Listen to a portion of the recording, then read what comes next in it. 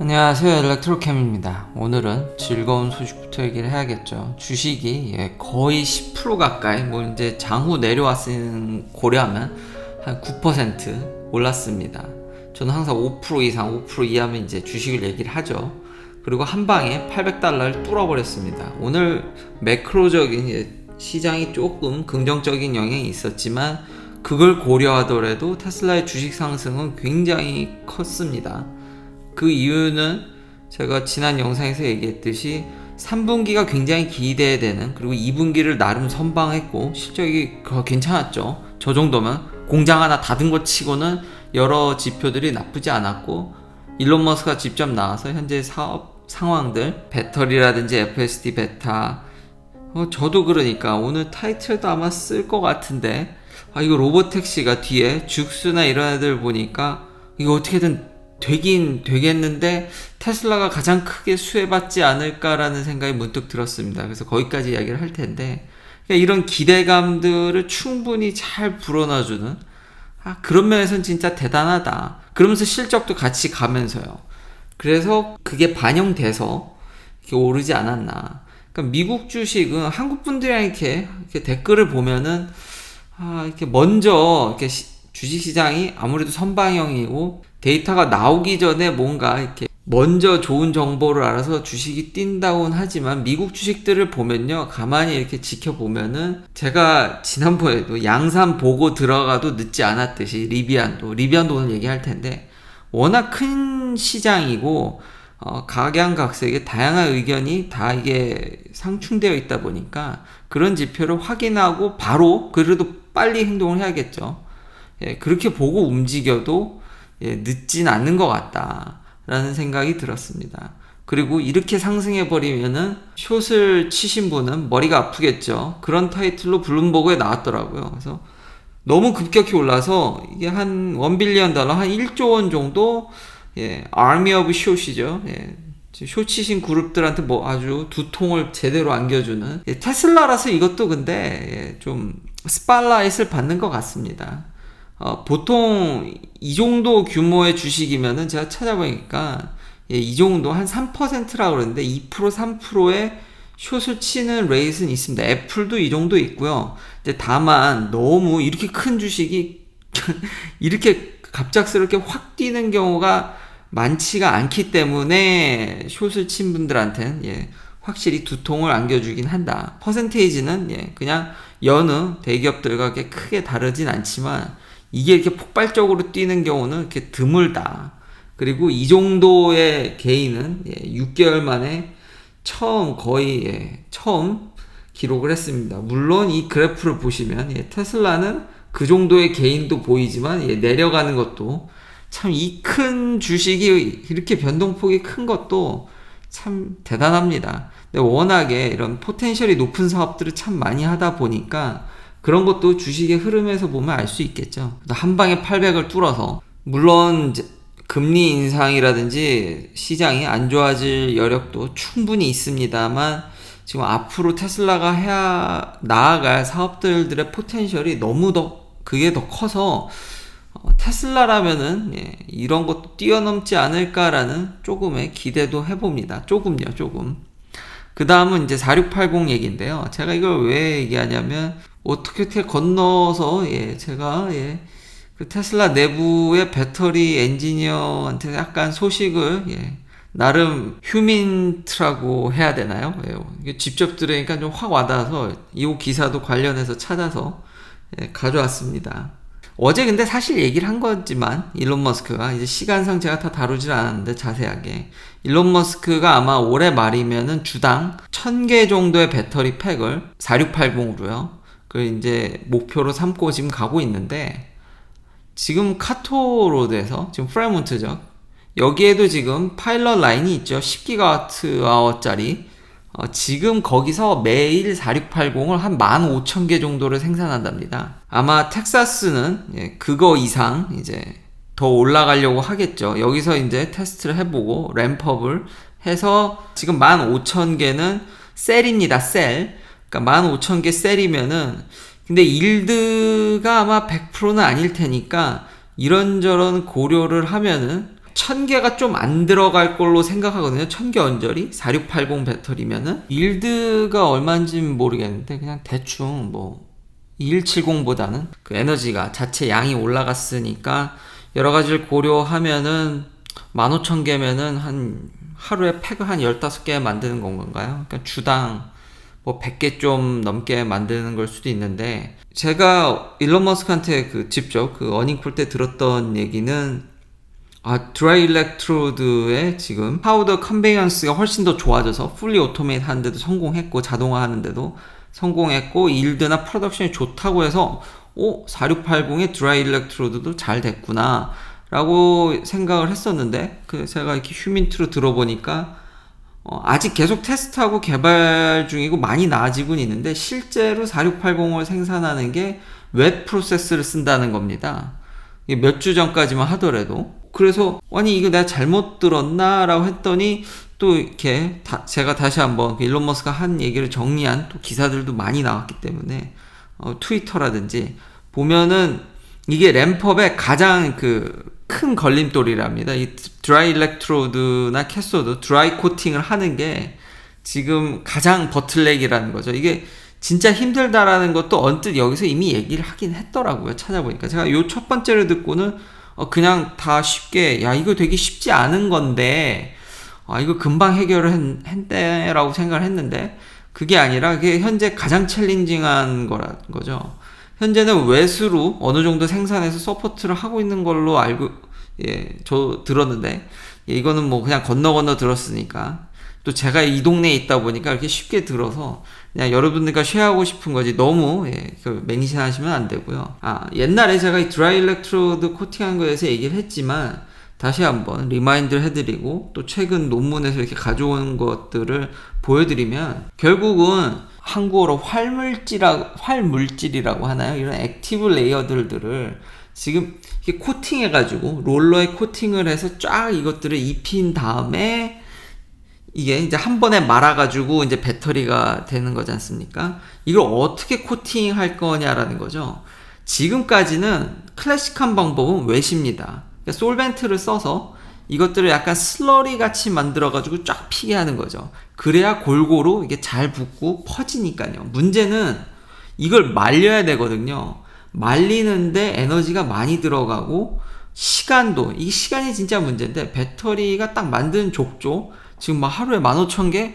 저거 다 해봐야 도대체 차 안에 셀이 얼마 많이 들어갑니까? 2170 같은 경우도 뭐 수천 개 들어가고, 지금 모델 S들한 조그만 거는 뭐 한 8,000개 막 이렇게 들어가니까, 어쨌든 4680이어도 뭐 1000개 어쨌든 1000단이고 고언저리지만 2170도 수천 개고 1870 뭐 거기 더 많은 거고, 그러니까 엄청나게 셀을 순식간에 많이 생산해야 되는데 이거 날리느라고 시간을 너무 많이 소모합니다. 그래서 드라이 일렉트로드가 이렇게 각광을 받는 거죠. 그러니까 돈은 돈이지만 이 시간을 엄청나게 단축시킬 수 있기 때문에, 그리고 이렇게 최근 리뷰 논문에 있어서는 이런 보이드 에리어를 피할 수 있다라든지, 이 논문은 드라이 일렉트로드를 지금 테슬라는 현재 리튬 아이온 배터리에 NCA나 뭐 NMC에 쓰려고 지금 하지만, 원래 이 기술은 지금 솔리드 스테이트 배터리에 더 각광을 받을 더 큰 역할을 할 기술이라는 거죠. 그러니까 현재 배터리를 만드는 기술들이 차세대 배터리 개발하는 데 있어서 영향을 안 주는 게 아닙니다. 그러니까 이 드라이 일렉트로드가 잘 돼야 되는데, 이게 생각보다 일론 머스크도 이렇게 돌려 얘기한 것 같은데, 제가 그냥 건너 듣기로는 이게 무지무지 어렵다라는 거죠. 정말로 옛날에 얘기했듯이 배터리 사이즈만 커졌을 뿐인데 진짜 어렵고, 코팅하는 방식 하나 바꾸는 건데도 배터리는 이렇게 해서 정말 더럽게 어렵다라는 거죠. 지금 여기서도 지금 드라이 코팅이 이렇게 힘든데 이거를 솔리드 스테이트 배터리에 가져간다. 그러니까 먼 미래를 보면 이게 한참 걸린다라는 거죠. 이 배터리가 우리가 이런 원자 단위에서 이걸 모든 걸 컨트롤할 수 있어야 되는데 그게 되질 않고 그냥 적당히 그냥 매크로로 가다 보니까, 다시 한번 얘기하는 거지만 정말 어렵고, 현재 상용화한 데 있어서는 테슬라가 진짜 압도적으로 이런 것들을 선제적으로 쓰고 있는데, 이게 이렇게 챌린징 하는 거 보면 야, 솔리드 스테이트 배터리 양산되는 거는 훨씬 더 멀겠구나. 근데 이걸 외수로 해서 여기까지 끌고 온 테슬라도 진짜 대단한 것 같다. 어떻게든 계속해서 일보씩 차근차근 진전하고 있다라는 거죠. 그리고 테슬라 봇에 대해서도 많은 분들이 기대를 하고 있는데, 저는 그 자동화에 대해서 좀, 많이 테슬라 때문에 긍정적으로 변했지만, 자동화가 풀 자동화를 얘기하는 겁니다. 그게 또 그렇게 쉽지 않다라는 견해도 제가 지속적으로 피력했던 것 같습니다. 그러면서 제가 대안으로 생각한 게 코봇이라고 해서 인간과 로봇이 같이 이제 협업하는 뭐 그런 수준이 되지 않을까, 이게 현실적으로. 근데 또 들어보니까, 이것도 쉽지는 않더라고요. 이거나 풀 자동화 하나? 큰 차이가 안 난다는 의견이 있었습니다. 그래서 제가, 이게 무슨 소린가 봤더니, 얘네들은요, 안전하게 만드는 게 더 어렵더라고요. 이거 로봇이지 않습니까? 그러니까 만약에 움직이다가 사람을 푹 치면, 코봇이니까 같이 일해야 되니까, 확 치면은 사람이 다치겠죠. 그래서 여기 모터라든지 이런 것들이 사람을 좀 덜 다치게, 사람과 좀 조화롭게 하는 게, 보조를 맞추는 것도, 완전 자동화에 있어서는 주변에 사람이 없다고 생각하면 그냥 막 움직여도 다치거나 이럴 위험이 없는데, 코봇은 그런 것들을 고려해서 설계해야 된다는 게 무지무지 어렵고, 그거를 의식하다 보면은 속도가 느리답니다. 그러니까 도와주려다 보면 이게 또 생산성이 떨어지는, 그래서 풀 자동화나 코봇이나 만만치 않다라는 얘기를 듣고, 진짜 로봇을 이렇게 일상생활에 끌어들이는 게 진짜 어렵구나. 근데 불가능한 건 아닙니다. 야금야금 지금 가고 있고, AI도 제가 얘기를 했죠. 뭐 5% 10% 줄이는 건 충분히 해주고 있습니다. 그럼 별거 아니네 라고 또 비판하실 수도 있지만, 지금 뭐 5% 10% 감원만 해도 저리 날리고, 지금 여기 테크 기업들 감원하는데 뭐 반 자른다 이게 아니지 않습니까? 뭐 5%? 아니 많이 잘라야 10%인데 그거 잘라도 분위기가 이렇게 되는데, 그러니까 그 정도는 하긴 하는데, 어쨌든 이런 위험이 있다. 로봇을 우리 일상생활에 완전히 끌어들이는 데는 여러모로 제약 조건이 있다. 자, 다음은요, 죽스입니다. 죽스 얘기를 왜 갖고 왔냐면, 이게 아마존이 투자한 일종의 로봇택시를 노리는 회사거든요. 이 회사가 지금 캘리포니아에서 로봇택시 퍼밋을 지금 얻어내려고 하고 있습니다. 그러면서 크래시 세이프티 스탠더드, 그러니까 안전 추돌 사고 뭐 이런 것들 스탠다드를 굉장히 높게 받았고, 뭐 이런 것도 광고하면서 지금 라이센스를 따서 지금 로봇택시를 돌리려고 합니다. 요 동네에서. 이 동네에 있다 보니까 장점이 뭐냐면, 제가 예전에도 인트로 영상을 썼지만 지금 이 영상에도 인트로를 쓰려고 하겠지만, 보시면 저 뒤에 있는 거는 세미트럭이고 앞에 있는 거는 리비안이 만든, 뒤에 뉴스 기사라도 얘기하겠지만 벤입니다. 전기차이면서 벤인. 그것도 있고, 저는 FSD 베타를 쓰면서 돌아다니죠. 여기 있으면은 죽수부터 해서 각종 로봇 택시들을 테스트하는 것들을 아주 심심치 않게 제가 영상에 종종 썼죠. 너무 많이 보다 보니까 뭔가 미래에 먼저 와 있는 듯한 느낌도 좀 들어서 좋긴 합니다. 역시 서부의 장점이겠죠? 아직 출시되지 않았지만 그런 미리 프로토타입들을 이렇게 먼저 맛볼 수 있고, 테슬라 공장이 가깝다 보니까 그런 얘기도 듣고, 그래서 좋은 것 같은데, 하려는 이야기는 주에서 진짜로 로봇택시를 더 공격적으로 하려고 하는 것 같습니다. 캘리포니아가. 원래 이제 애리조나가 웨이모라든지 로봇택시에 대해서 굉장히 오픈마인드였는데, 캘리포니아도 본격적으로 이거를 좀 밀어줄 듯한 이유가 뭐냐면, 배경에 여기 지금 로봇택시에 아마존부터 해서 알고도 그렇고 여러 스타트업이 있는데 지금 정말 많았죠. 근데 자금난을 이기지 못하고 어느 정도 이게 정리가 됐지만 여전히 이 로봇택시에 매달려 있거나,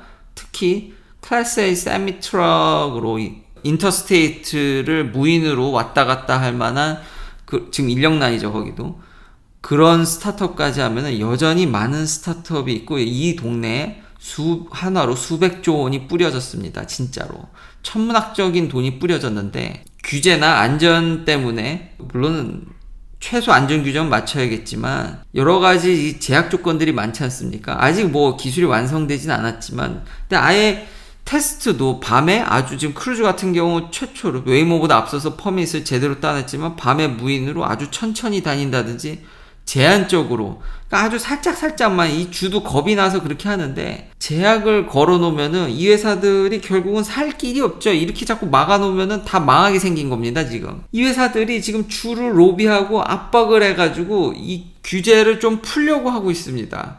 그래서 라이센스도 따면서 야 이제는 진짜 힘들어, 조금 우리가 좀 더 테스트할 만, 지금보다는 좀 더 문호를 열어달라고 얘기를 하고 있는 거죠. 좀 더 공격적으로 테스트할 수 있을 만한, 그럼 우리가 충분히 보완할 것도 알 수 있으니까 이걸 좀 열어달라고 이 회사들이 지금 전방위로 주를 살짝 압박하니까 지금 주 입장에서도 아 그래 너무 이거를, 그러니까 우리가 자동차에 있어서는 항상 100% 안전, 100% 안전. 제가 그래서 교육적인 면으로 패러다임도 바뀌어야 되고 같이 동반 성장해야 된다는 걸 제가 FSD 베타를 통해서 알았거든요. 그러니까 그런 것들도 어느 정도 주에 지금 먹혀 들어가는 것 같다라는 겁니다. 뭐 경제적인 논리도 뒤에 있긴 하지만. 근데 이렇게 되면은 현재 가장 이런 유닛을 많이 뿌려놓은, FSD 베타가 되는 차를 가장 많이 뿌려놓은 거는 테슬라거든요.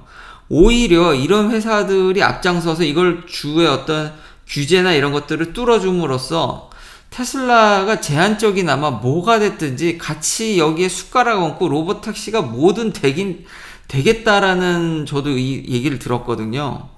아 진짜 그러니까 제한적으로 쓰면은 충분히 지금 수준을 할 수 있거든요. 다 된다는 게 아닙니다, 결코. 그러니까 어떻게 해서든지 이게 굴러갈 수도, 저 많은 회사들을 주께 대마불사로 어떻게 해서든지 주에서 나름 고심을 해서 여기랑 잘 얘기를 해서 어딘가를 뚫어줘서 좀 더 로보택시가 좀 더 활성화되는 쪽으로 좀 더 이거를 어떤 제한적인, 그게 저도 진짜 궁금한데, 그럼 테슬라는 즉각 FS 베타를 가진 차들로 거길 치고 들어갈 수가 있거든요. 이거 생각보다 되나? 분위기가 또 그런 걸 여기 있다 보니까 느끼게 돼서 참 이런 스타트업이나 신생회사들이 여전히 포텐셜이나 비전이 참 좋구나. 내연기관 회사들은 그 자기의 구조적 문제 때문에 이런 것들을 기대를 못 하거든요. 저도 이제 기다리다 지쳐서 저도 완전히 이제 일말의 마음도 안 남았거든요. 비판밖에 하고 싶은 게 없는데, 제가 옛날에 제 채널을 보셨으면은 제가 그래도 얼마나, 저도 내연기관을 탔던 입장으로 그래도 좀 더 낮게 나오지 않을까 하는데 그 몇 년을 기다리다가 이제는 다 그냥 씨가 말랐는데, 마음이. 확실히 이런 신생회사들이 테슬라를 필두로 이런 회사들이 기존의 자동차 회사들을 다 바꾸는 게 아닌가, 그런 우려도 생깁니다. 마지막은 리비안인데요. 이 내부에 이런 밴, 그리고 자율주행적인 측면이라든지 훨씬 더 센서도 많이 더 깔아놔서 기존의 카고 밴들보다는 더 팬시하고 기능적인 면에서 더 좋아 보이더라고요. 아마존이 당연히 이걸 리비안에 많은 투자를 했고, 그리고 환경이라든지 요즘 규제가 참 많죠. 그걸 대응하기 위해서 아마존도 이 많은 물류 시스템에 전기 밴을 투여하게 되면은 많은 이득을 볼 수 있기 때문에 벌써부터, 그리고 리비안도 이거를 전국적으로 딜리버리를 시작합니다. 그리고 생산도 어느 정도 되고요. 그래서 몇천 대가 지금 뿌려지는 것 같은데, 제가 생각하는 이거 합쳐서 진짜 잘하면 10,000대 돌파하는 거 아닌가? 그럼 양산에 어느 정도 돌입하는 게 아닌가라는 또 그런 긍정적인 시그널도 봐서, 근데 이런 회사들이 내연기관 회사들보다는 정말 혁신적인 모습과 이런 것들을 뚫어내는 모습을 보면서 더 낫다라는 생각이 듭니다. 긴 영상 시청해주셔서 감사합니다. 내일도 테슬라 관련 이야기들로 찾아뵙겠습니다.